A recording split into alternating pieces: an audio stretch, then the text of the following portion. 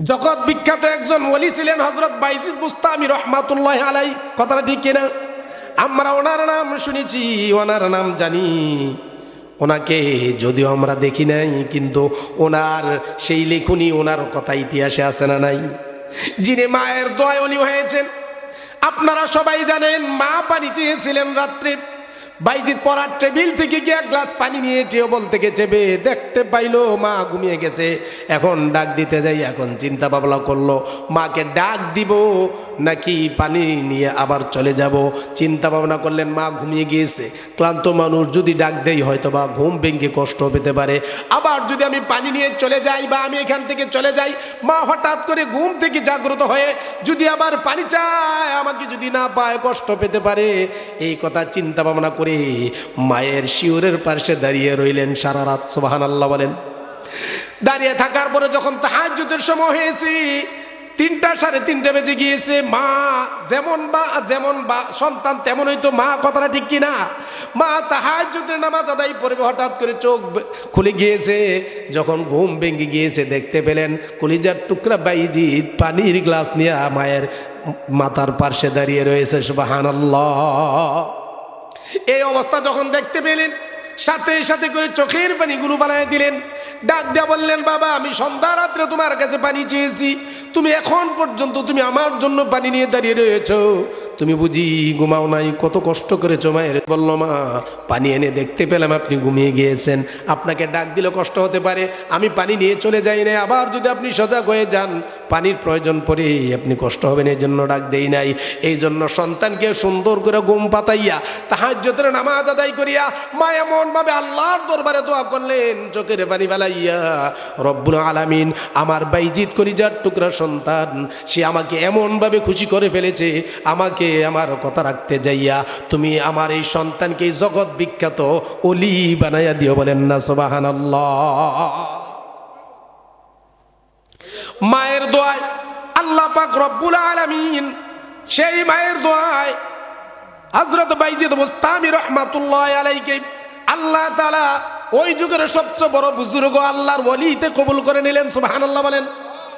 ওই বাইজিদ বুস্তামি, যিনি মায়ের দোয়ায় ওলি হয়েছেন, যিনি এত বড় আল্লাহর ওলি হয়েছেন, বাইজিদ বুস্তামি রহমাতুল্লাহ আলাইহি ডাক দিয়া বলতেছেন, জগতের মানুষেরা, আমি আলেম হওয়ার পরে 30 বছর পর্যন্ত আমার এক মসজিদের মধ্যে আমি ইতিকাফ করতাম সারা বছর। কয় বছর? সারা বছর। আমরা তো রমজানে মাত্র 10 দিন ইতিকাফ করি। কথাটা ঠিক না বেটি? কয় দিন ইতিকাফ করি? 10 দিন। হযরত বাইজিদ বুস্তামি রহমাতুল্লাহ আলাইহি সারা বছর ইতিকাফ করতেন। বলেন না সুবহানাল্লাহ। এমনি তার আল্লাহর ওলি হয় নাই। কথাটা ঠিক কিনা?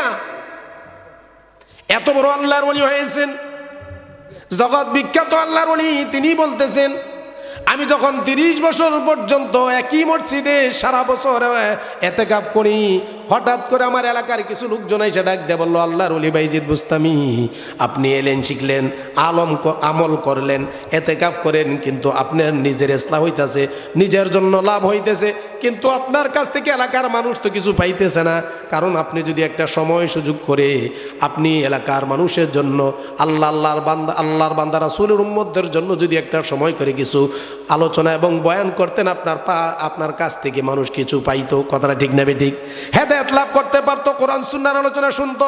তখন আল্লাহর ওলি বাইজিদ বুস্তামি ডাক দিয়ে বললেন, ঠিক আছে, আমি প্রত্যেকদিন আসর থেকে মাগরিব পর্যন্ত তোমাদেরকে নিয়ে একটু আলোচনা করব। সুবহানাল্লাহ বলেন। আওয়াজ দিয়ে বলেন না সুবহানাল্লাহ। আল্লাহর ওলিদের দরবারের মধ্যে আল্লাহর ওলিদের কাছে 2টা জিনিস থাকে বেশি। কয়টা জিনিস? আওয়াজ দিয়ে বলেন, কয়টা জিনিস? আমি হাজী আব্দুল খালেক সাহেবের অনুরোধে, যেহেতু আল্লাহর ওলি পীর সাহেব হুজুর কেবলা আসবে, এই জন্য মাগরিবের পরে আলোচনা করতেছি। আলহামদুলিল্লাহ, আপনাদের দোয়ায় সারা বাংলাদেশে প্রধান বিশেষ আলোচনা করি 9টা 10টায়। আলহামদুলিল্লাহ বলেন। কারণ হলো, এখানে আমাদের কোনো সময়ের প্রয়োজন নাই। এখানে আমরা আসছি ইসলাহের জন্য, আল্লাহর ওলি আসবে। কথাটা ঠিক না বেঠিক? আমরা আল্লাহর ওলিদের কাছ থেকে নেওয়ার জন্য, কিছু বুঝার জন্য এখানে আসছি। এই জন্য আল্লাহর ওলি বাইজিদ বুস্তামি রহমাতুল্লাহ আলাইহি ডাক দিয়ে বললেন, তোমাদের জন্য আমি আসর থেকে মাগরিব পর্যন্ত কিছু আলোচনা করব।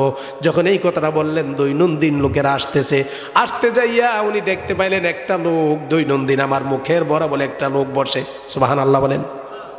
উনি জিজ্ঞাসা করেন, হঠাৎ করে কয়েকদিন যাওয়ার পরে ওই লোকটাকে, যেই লোকটা নাকি বারবার বাইজিদ বুস্তামি রহমাতুল্লাহ আলাইহির চেহারার দিকে তাকিয়ে থাকে, কপালের দিকে তাকিয়ে থাকে। উনি আজকে হঠাৎ করে জিজ্ঞাসা করলেন, ভাই আপনার বাড়ি কোথায়, কোত্থেকে এসেছেন, আপনি কেন এসেছেন, আপনি কারণটা কি? দৈনন্দিন আপনি আমার চেহারার দিকে তাকিয়ে থাকেন। ওই লোকটা ডাক দিয়ে বলতেছে, আমি এই জন্য আপনার দিকে তাকিয়ে থাকি যাতে আপনার আল্লাহওয়ালা নজর, আপনার আল্লাহওয়ালার চেহারা থেকে আমি আল্লাহর বান্দার দিকে কিছু রহমতের ফুজাত যায়। বলেন না সুবহানাল্লাহ। আপনি একজন আল্লাহর ওলি, এই জন্য আপনার থেকে যাতে ফুয়ুজাত যায় আমার ভিতরে, আপনার প্রত্যেকটা কথা যাতে আমার অন্তরের মধ্যে লাগে, আমার আপনার প্রত্যেকটা ভাষা যাতে আমি দিলের কান দিয়ে অন্তরের কান দিয়ে শুনতে পারি, এই জন্য আমি আপনার চেহারার দিকে তাকিয়ে থাকি।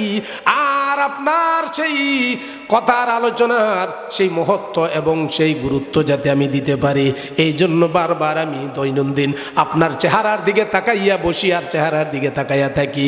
এখন আল্লাহর ওলি বাইজিদ বুস্তামি ডাক দিয়ে বললেন, আপনি এত সুন্দর কথা বললেন, আপনার কথা শুনিয়া আমিও হতবাক হয়ে গেলাম। বলেন না সুবহানাল্লাহ। বাইজিদ বুস্তামি ডাক দিয়ে বলে, আপনার নাম কি, আপনার কি নাম? উনি নাম পরিচয় দিতে চায় না। বাইজিদ বুস্তামি ডাক দিয়ে কয়, আপনি যদি পরিচয় না দেন আজকে আমি আলোচনাও করব না। বলেন না সুবহানাল্লাহ।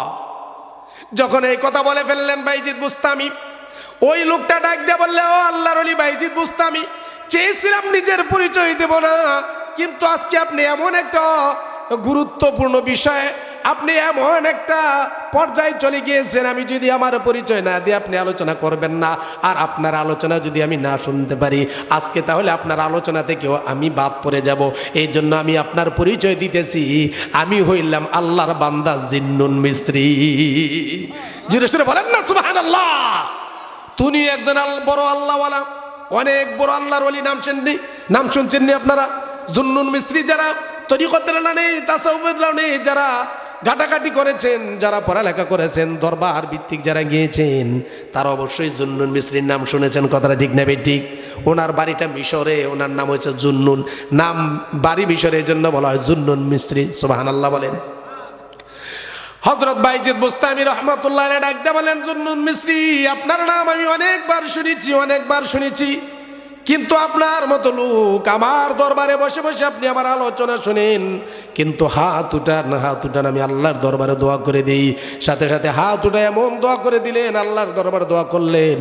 বাইজিদ বুস্তামি আল্লাহ বলেন, ও পরওয়ারদিগার আলম, এই জুন্নুন মিস্রি আমার দৈনন্দিন আলোচনার মধ্যে বসে বসে আলোচনা শুনে এবং সব সময় দিলের কান দিয়ে কথাগুলো শোনার চেষ্টা করে। আপনি এই জুন্নুন মিস্রিকে আপনার একজন মস্ত বড় আল্লাহর ওলিতে কবুল কইরা লন। যেটা সেটা হতে পারে না। সুবহানাল্লাহ। আল্লাহর ওলিদের দোয়া কখনো আল্লাহ ফিরান না, ঠিক না বেটে? আল্লাহর ওলিদের দোয়া আল্লাহ ফিরান না।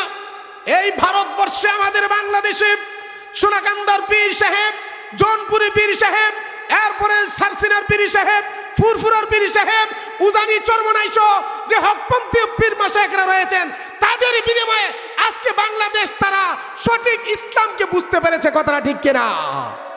কারণ ইসলাম কিন্তু কোনো ওলামায়ে কেরামের মাধ্যমে প্রতিষ্ঠিত হয় নাই, বাংলাদেশে প্রচার প্রসার হয় নাই, হয়েছে আল্লাহর ওলিদের মাধ্যমে। ঠিক না বেটি? কারণ আল্লাহর ওলিরা তাদের নিজের জীবনকে বাজি রেখে দিক বিদিকে এক প্রান্ত থেকে আরেক প্রান্তে ছুটে এখন আপনাদের এলাকায় সুন্দর রাস্তাঘাট হয়েছে। আজ থেকে 20, 25, 30 বছর আগে কি বাংলাদেশে বিভিন্ন সাইডে এমন সুন্দর রাস্তা ছিল? কিন্তু আল্লাহর ওলিরা কিন্তু তাদের জান বাজি রেখে বিভিন্ন জায়গা থেকে এসে ঘুরে মানুষকে নামাজ শিখাইতো, মানুষকে হকের দিকে ডাকতো, মানুষকে আল্লাহ এবং তার রাসূলের শিক্ষা দিত। সূরা ফাতিহা, সূরা ইখলাস এবং আউযু বিল্লাহি বিসমিল্লাহ সুবহানাল্লাহ আলহামদুলিল্লাহ লা ইলাহা ইল্লাল্লাহর দাওয়াত দিত। কথাটা ঠিক কিনা? আজকে ইসলাম এবং সেই আমাদের আল্লাহ এবং তার দ্বীনের প্রতিষ্ঠিত ইসলামকে আমরা পেয়েছি একমাত্র আমাদেরই মাতৃভূমি বাংলাদেশে আল্লাহর ওলিদের মাধ্যমে। ঠিক কিনা? এই জন্য হকপন্থী আল্লাহর ওলি যারা, আমরা তাদের সংমিশ্রণে তাদের সাথেই থাকবো। আল্লাহ তাআলা যেন আপনাকে আমাকে সকল